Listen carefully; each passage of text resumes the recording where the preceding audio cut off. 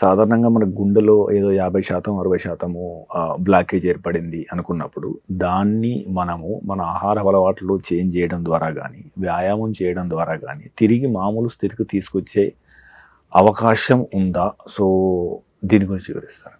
అంటే మీరు ఒకసారి బ్లాక్ ఏర్పడిన తర్వాత, మీరు అన్నదంటే 50% block or whatever block ఏర్పడిన తర్వాత బ్లాక్ రిగ్రెస్ అవుతుందా, అది క్వశ్చన్. అంటే మనం సైంటిఫిక్గా మనం అందరి పేషెంట్స్కి ఎక్సర్సైజ్ చెప్తాము, ఫుడ్ చేంజెస్ చెప్తాము అండ్ ఫ్యూ మెడికేషన్ ఇస్తాము. వీటన్నింటికి అంటే మన ప్రైమరీ ఆబ్జెక్టివ్ ఏంటి అంటే బ్లాకేజ్ సివియారిటీ అనేది పెరగకుండా ఉండాలి. అది మన ప్రైమరీ ఆబ్జెక్టివ్.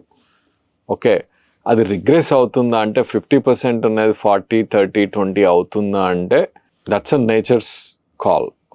అంటే మనం ఇచ్చే థెరపీ ఎప్పుడు కూడా వాట్ వీ లుక్ ఎట్ అది ప్రోగ్రెస్ అవ్వకూడదు, బట్ రిగ్రెస్ అనేది అవ్వచ్చు. There are descriptions on regression, block regress అవుతుంది అనే డిస్క్రిప్షన్స్ ఇప్పుడు ఉన్నాయి.